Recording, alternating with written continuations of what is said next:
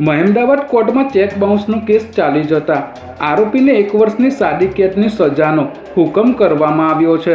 આરોપી અશોકકુમાર ચૌહાણે ફરિયાદી કલ્યાણસિંહ વાઘેલા પાસેથી 5.5 લાખ રૂપિયા લીધા હતા, જે બાદ આણંદના ઉટખરી ખાતે આવેલ તેમની સંયુક્ત માલિકીની એક જમીન તેમના ખાતે છે તેવું ખોટું નિરૂપણ કરી આ જમીન ઉપર ગીરો હક ઊભો કર્યો હતો, જેના વ્યવહાર પેટે ફરિયાદીને ગીરો આપેલ મિલકતની ઉપર નીપજ મોકલી આપવાનું વચન આપીને તેમનું નામ કઢાવી દીધું હતું, જેથી ફરિયાદીએ આરોપી પાસે આ ગીરો રકમની અવારનવાર ઉઘરાણી કરતા આરોપી અશોકકુમાર ચૌહાણે ફરિયાદીને 2.75 લાખનો ચેક આપ્યો હતો, જે ચેક બેંકમાં વટાવવા જતાં બાઉન્સ થયો હતો, જેને પગલે ફરિયાદીએ મહેમદાવાદની ચીફ કોર્ટમાં ફરિયાદ દાખલ કરાવી હતી।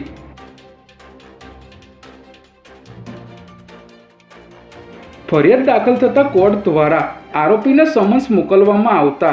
આરોપી કોર્ટમાં વકીલ મારફતે રજૂ થયો હતો, પરંતુ બાદમાં વારંવાર કોર્ટ દ્વારા વોરંટ રદ કરી આપવા છતાં આરોપી ટ્રાયલ દરમિયાન હાજર રહેતો ન હતો।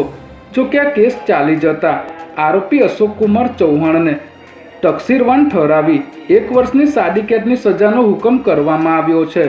કોર્ટ દ્વારા આરોપીને ફોજદારી કાર્યરીતિ સંહિતાની કલમ 357(3) મુજબ ચેકની કુલ રકમ ફરિયાદીને ચૂકવી આપવાનો હુકમ કરવામાં આવ્યો છે અને આરોપી જો 1 મહિનામાં આ રકમ ફરિયાદીને નહીં ચૂકવે તો આરોપીને વધુ 6 માસની કેદની સજાનો હુકમ કરવામાં આવ્યો છે।